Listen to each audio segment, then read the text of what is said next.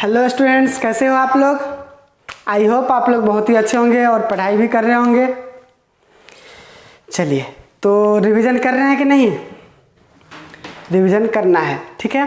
तो चलिए, आज आप लोगों के लिए रिवीजन क्लास लेके आए हैं, ठीक है। और अभी तक अपना लोग जो भी पढ़ चुके हैं, आज की क्लास में अपना लोग उसका रिवीजन करेंगे, ठीक है। तो स्टार्ट करते एकदम बेसिक से, पहले लेक्चर से। आप लोग पहले लेक्चर में क्या पढ़े थे वहाँ से स्टार्ट करेंगे और अभी तक में जो सब पढ़ा चुके हैं वहाँ तक पहुँचना है, ठीक है। तो चलिए स्टार्ट करें रिवीजन।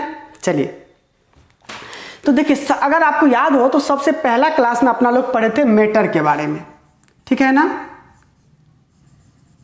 सबसे पहला क्लास में अपना लोग क्या चीज़ पढ़े थे?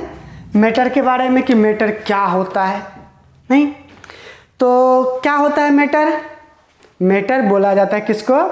जिसके पास मास हो और जो स्पेस ऑक्यूपाई करे। नहीं, यही होता है ना, anything which has mass and occupies space, ठीक है। यही बोलते हैं आप लोग कि मैटर के बारे में। देखिए, होता क्या है कि साइंस दुनिया में बहुत सारा चीज़ है।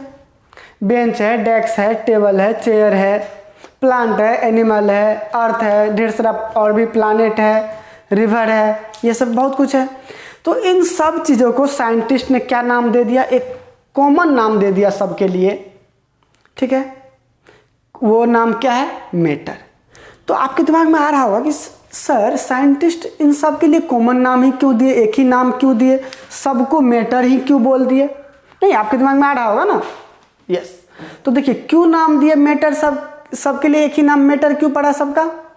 क्योंकि सब में कॉमन प्रॉपर्टी देखा गया कि चाहे वो बेंच हो, डेस्क हो, बोर्ड हो या मार्कर हो, कुछ भी हो, प्लांट, एनिमल, कुछ भी हो, ये देखा गया कि जो भी है सारा का सारा क्या करता है? स्पेस ऑक्यूपाई करता है। क्या करता है? स्पेस को ऑक्यूपाई करता है, ठीक है। और दूसरा प्रॉपर्टी ये देखा गया कि जो भी सब्सटेंस है सारा का सारा, उस सब में क्या होता है? कुछ ना कुछ मास होता है, ठीक है। किसी का मास कम होता है, किसी का मास ज़्यादा होता है, लेकिन हाँ, मास तो होता ही है। और मास होने की वजह से वो सब स्पेस भी ऑक्यूपाई करता है। आप शुगर का एक दाना से लेकर के देखिए, चींटी से लेकर के हाथी तक देखिए, सब में क्या होता है? मास होता है। तो ये प्रॉपर्टी जो कॉमन पाया गया, इसी कॉमन प्रॉपर्टी के कारण से सभी सब्सटेंस का एक कॉमन नाम भी मिल गया। क्या चीज़? मैटर।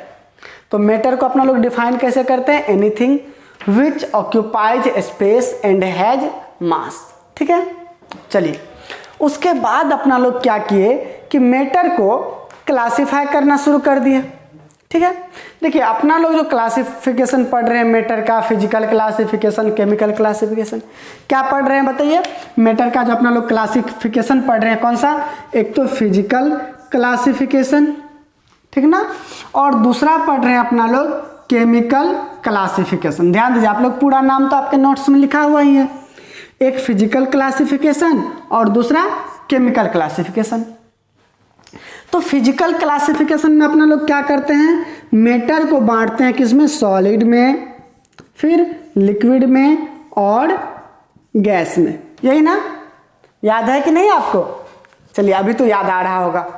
तो चलिए, मैटर के बारे में अपना लोग को तो पता चल गया कि इसके पास स्पेस ऑक्यूपाई करने का मतलब इसके पास क्या होता है? वॉल्यूम और दूसरा मास। ये दो चीज होता है मैटर के पास। इसका मतलब सॉलिड के पास भी वॉल्यूम और मास होगा, लिक्विड के पास भी वॉल्यूम और मास होगा, गैस के पास भी वॉल्यूम और मास होगा। होगा या नहीं? हाँ। चलिए, हाँ, ये बात और है कि इसमें से कि जैसे ये गैस है तो ये अपने वॉल्यूम को चेंज करते रहता है। नहीं, जैसे कभी आप क्या करते हैं? कंप्रेस कर देते हैं गैस को, कभी वो एक्सपेंड कर देते हैं।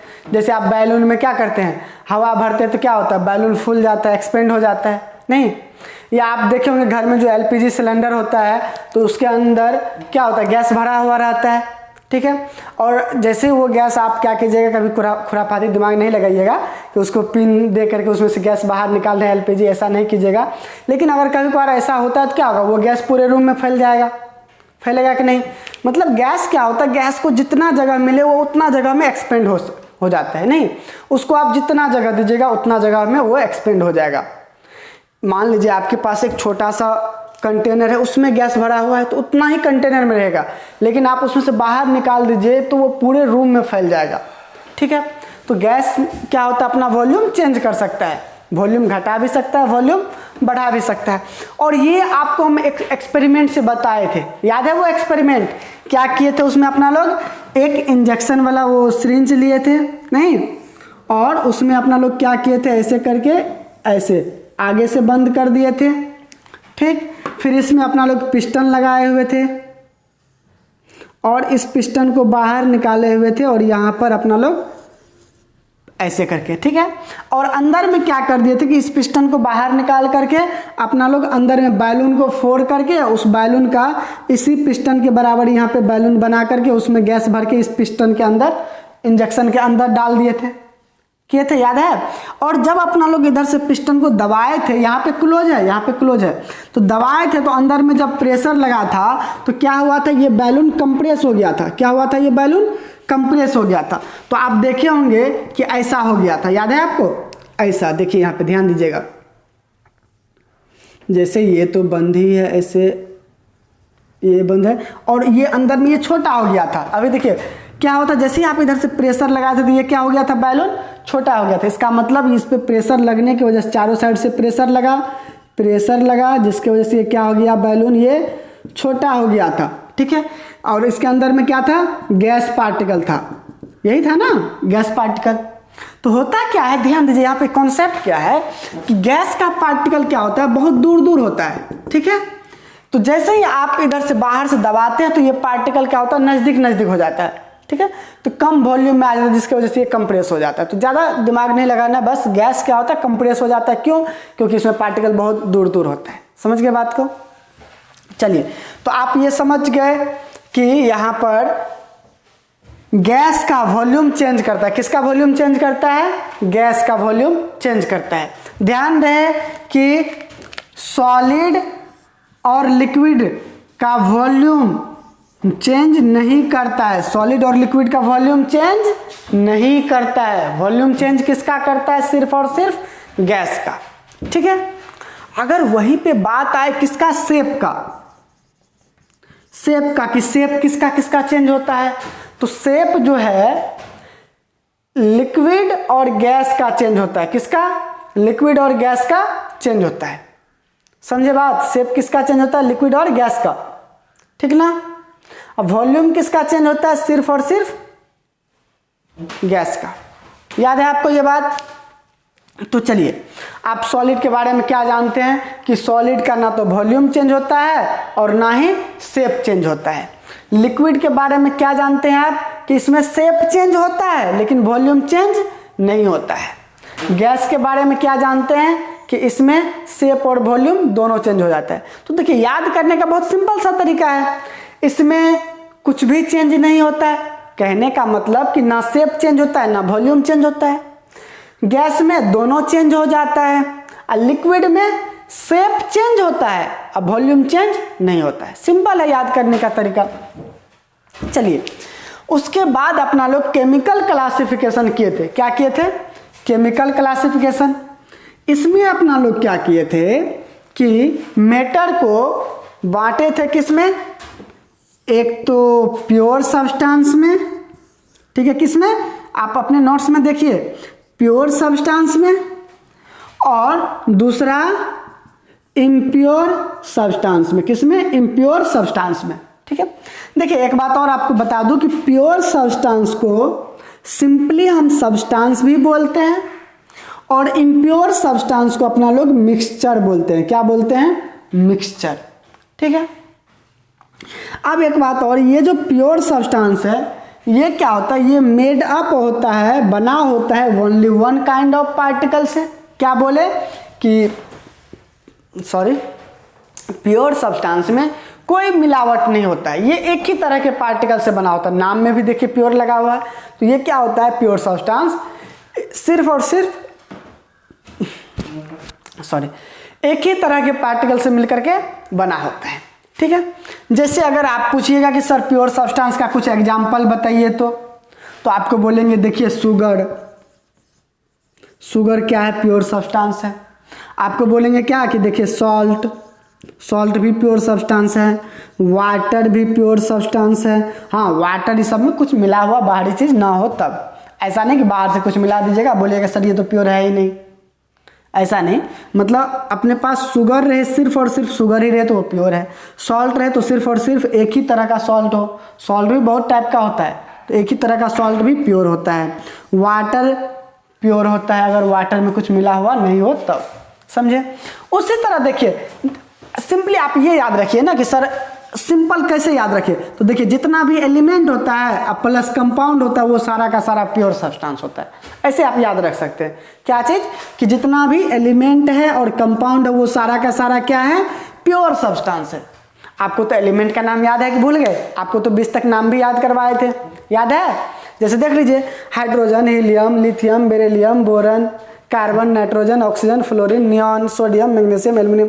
अरे मुझे तो याद है, आप याद कीजिए, समझे। और एटॉमिक नंबर भी, एटॉमिक नंबर याद है? याद है तो बताइए बोरॉन का एटॉमिक नंबर कितना होता है? कुछ भी बोल दीजिए क्योंकि सर तो सुन नहीं रहे हैं। नहीं, याद कीजिए, एटॉमिक नंबर बहुत ज़रूरी है। आपको अभी लग रहा होगा अभी कोई ज़रूरत नहीं पड़ रहा है, लेकिन आप जब आगे क्लास में जाइएगा तो एटॉमिक नंबर का बहुत ज़्यादा ज़रूरत पड़ेगा।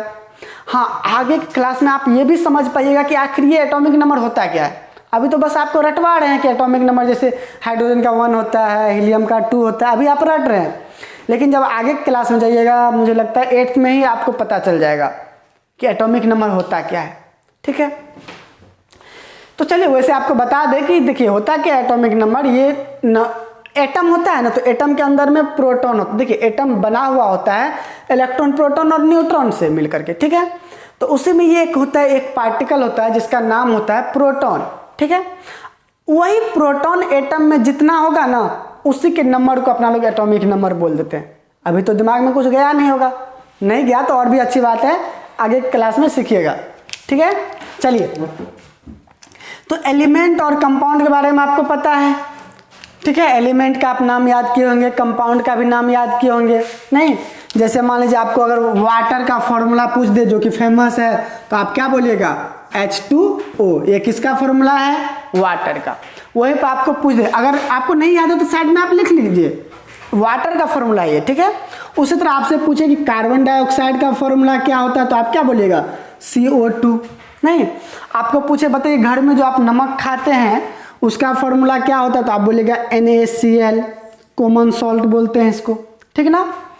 अगर आपसे पूछा जाए कि बताओ भाई इतना जो मीठा खाते हो शुगर, चीनी, उसका फॉर्मूला क्या होता है, तो आप क्या बोलिएगा बताइए, बोलिए, यस, C12H22O11, ठीक है, C12H22O11, ये किसका फॉर्मूला है, शुगर का, ठीक है। आप बोलिएगा सर ग्लूकोज का बता दीजिए, तो ग्लूकोज का क्या होता है, C6H12O6। नहीं, तो चलिए ये सब आप क्या है, ये सब कंपाउंड है। उसी तरह आपको एलिमेंट का नाम पूछा जाए तो आप क्या बोलेगा, hydrogen, helium, lithium, beryllium, boron, carbon, nitrogen, ये सब तो आपको याद ही होगा। चलिए अब आते हैं इधर इम्प्योर सब्सटेंस पे। तो इम्प्योर सब्सटेंस क्या होता है, नाम से ही पता है, इम्प्योर सब्सटेंस तो कुछ ना कुछ मिला हुआ होगा, मतलब मिक्सचर होता है। ये क्या होता है, मिक्सचर, मतलब जिसमें एक से ज़्यादा टाइप का सब्सटेंस मिला हुआ हो, ठीक है। जैसे कुछ भी आप बोल दीजिए, जैसे नमक में आप शुगर मिला दीजिए, मिक्सचर हो गया, ठीक है। नमक में ग्लूकोज मिला दीजिए, इन तीनों को आपस में मिला दीजिए, मिक्सचर हो गया, समझे बात को। कुछ भी किसी को किसी में मिला दीजिए, अगर वो मिल गया तो वो मिक्सचर बन गया, ठीक है। हाँ, वो मार्केट वाला मिक्सचर भी वही है, दाल मोठ भी मिक्सचर ही है, प्योर नहीं है वो, ठीक है। हाँ, और एक चीज़, मिल्क, आप लोग मिल्क देखते होंगे डब्बा पे लिखा हुआ था प्योर मिल्क, क्या वो मिल्क प्योर है, बोलिए, नहीं, मिल्क प्योर नहीं है, ठीक है। क्यों, क्योंकि देखिए मिल्क में बहुत कुछ होता है, फैट होता है, प्रोटीन होता है, कार्बोहाइड्रेट होता है, ठीक है। तो ये सब मिल्क प्योर नहीं है। उसी तरह और भी आप पढ़िएगा मिक्सचर का एग्जाम्पल। उसके बाद अपना लोग मिक्सचर को भी बांटे थे, याद है कि नहीं है, मिक्सचर को भी बांटे थे अपना लोग, एक तो होमोजीनियस मिक्सचर और एक बांटे थे क्या चीज, हेट्रोजीनियस मिक्सचर। नहीं, याद है आपको, होमोजीनियस मिक्सचर और हेट्रोजीनियस मिक्सचर, ठीक है।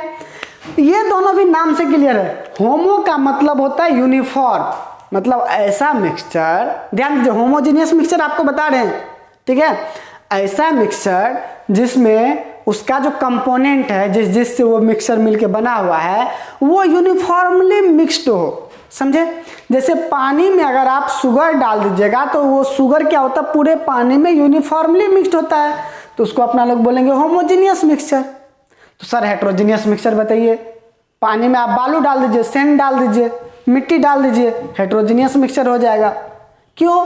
क्योंकि सेंड आप देखिएगा नीचे वाला लेयर में ज़्यादा होगा, ऊपर में कम होगा, तो हेट्रोजेनियस मिक्सचर हो गया ना।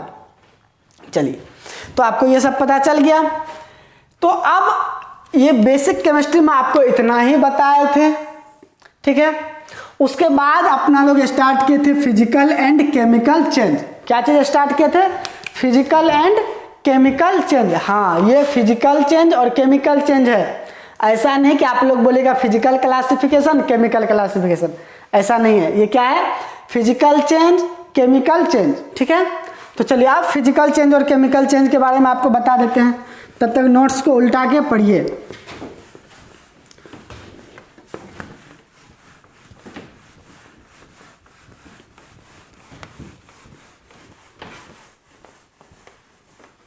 सारा रिवीजन हो रहा है? नहीं? हाँ सर, खुद से तो रिवीजन करते नहीं, आप ही करवा दीजिए। नहीं तो चलिए अब स्टार्ट करते हैं फिजिकल चेंज और केमिकल चेंज क्या होता है। तो आप सामने नोट्स भी उल्टा लीजिए। देखिए, आपको फिजिकल चेंज और केमिकल चेंज में क्या बताए थे कि फिजिकल चेंज में सिर्फ और सिर्फ क्या होता है, सब्सटेंस का फिजिकल प्रॉपर्टीज में चेंजिंग आता है, ठीक है। क्या बोले? फिजिकल चेंज में क्या होता है, सब्सटेंस के सिर्फ और सिर्फ फिजिकल प्रॉपर्टीज में चेंजिंग आता है। तो आप सोचिएगा सर ये फिजिकल प्रॉपर्टी का मतलब क्या होता है। देखिए, फिजिकल प्रॉपर्टी में चेंजेज आने का मतलब होता है कि उसके शेप में चेंजेज आ जाए, उसके साइज में चेंजेज आ जाए, ठीक है, उसके स्टेट में चेंजेज आ जाए, तो ये सब फिजिकल चेंजेज में ही आता है। उसके डेंसिटी में चेंजेज आ जाए, उसके मेल्टिंग पॉइंट में चेंजेज आ जाए, उसके बॉइलिंग पॉइंट में चेंजेज आ जाए, ये सब क्या है, फिजिकल चेंजेज है, ठीक। आगे एग्जाम्पल भी करेंगे। और एक बात आपको बताए थे कि फिजिकल चेंजेज में क्या होता है कि सब्सटेंस जो होता है एक स्टेज से दूसरे स्टेज में जाता है, ठीक है, और दूसरे स्टेज से फिर से पहला स्टेज में आ जाता है। इसी को अपना लोग बोलते हैं फिजिकल चेंज। मतलब जैसे अगर कोई आइस है तो आइस वाटर में कन्वर्ट हो जाएगा और फिर से वाटर से आइस में कन्वर्ट हो जाता है। अगर आपको याद हो तो आइस को हीट करते हैं, आइस को एनर्जी देते हैं तो आइस वाटर में कन्वर्ट हो जाता है, और वाटर से एनर्जी ले लेते हैं तो वाटर फिर से आइस में कन्वर्ट हो जाता है। तो ये फिजिकल चेंजेज है। क्या है ये? यस, फिजिकल चेंजेज है। ये फिजिकल चेंजेज क्या होता है, टेम्पोररी होता है, कुछ देर के लिए चेंज होता है और फिर अपने ओरिजिनल स्टेट में पहुंच जाता है। एक बात जो कि बहुत ही इंपॉर्टेंट है, आप वो हो सके तो लिख लीजिए, हो सकता है पहले नहीं लिखे होंगे तो अभी लिख लीजिए। फिजिकल चेंजेज में क्या होता है, सब्सटेंस के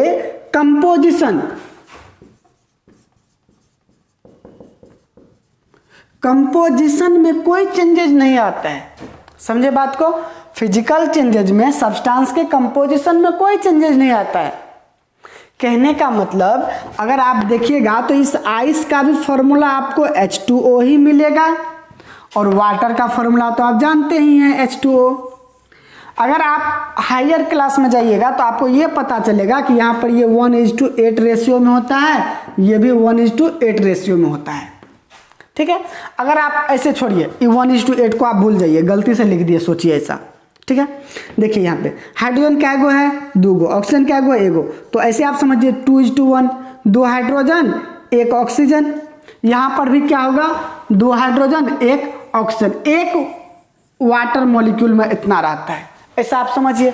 यहाँ पर भी रेशियो देखिए, जो रेशियो यहाँ पे दिख रहा है वही रेशियो आपको यहाँ पर दिख रहा है, तो इसीलिए आपको बोले कि यहाँ पर कंपोजिशन में कोई चेंजेस नहीं आता है।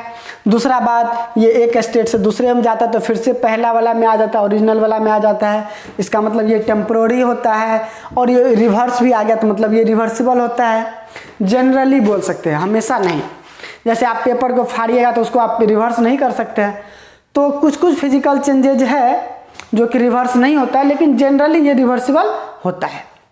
ठीक है, अगर आपको कुछ एग्जांपल दे दे तो देखिए, जैसे melting of ice, melting of wax, ये सब क्या है, फिजिकल चेंजेज है।